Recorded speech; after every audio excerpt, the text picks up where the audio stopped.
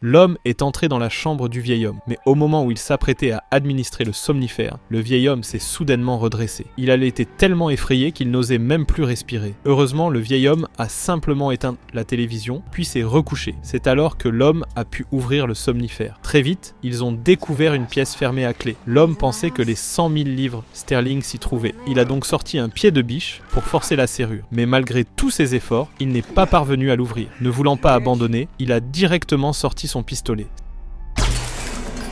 C'est à ce moment-là que le vieil homme est apparu. Les 3 personnes sont restées pétrifiées sur place. Le temps semblait s'être arrêté. L'homme a été le premier à réagir. Il a prétendu avoir trop bu et s'être trompé de porte. Mais bien qu'aveugle, le vieil homme n'était pas stupide. Son pied a touché la serrure endommagée. Il a compris que les intentions des visiteurs n'étaient pas bonnes. Il a voulu s'avancer pour les confronter, mais le bruit d'une arme qu'on charge l'a fait s'arrêter. L'homme, fort de son pistolet, s'est adressé au vieil homme avec insolence. Il lui a même ordonné de sortir l'argent. Mais le vieil homme, ancien membre des forces spéciales, a ignoré ses paroles. Au contraire, il s'est rapproché lentement de lui. Une fois à portée d'attaque, il a soudainement attaqué à bout portant. Après avoir maîtrisé l'homme, le vieil homme lui a demandé combien ils étaient en tout. L'homme a jeté un coup d'œil à Xiaomei et a menti en disant qu'il était seul. Le vieil homme a tiré sans hésitation. La femme, terrifiée, s'est couvert la bouche pour ne faire aucun bruit. Puis elle s'est précipitée en rampant dans l'armoire. L'autre personne se tenait collée contre le mur, craignant que le vieil homme ne la découvre. Alors qu'il se croyait en sécurité, le vieil homme a senti une odeur âcre dans l'air. Suivant cette odeur, il a touché une botte de femme. Qui aurait cru que la femme serait trahie par l'odeur de ses propres pieds ?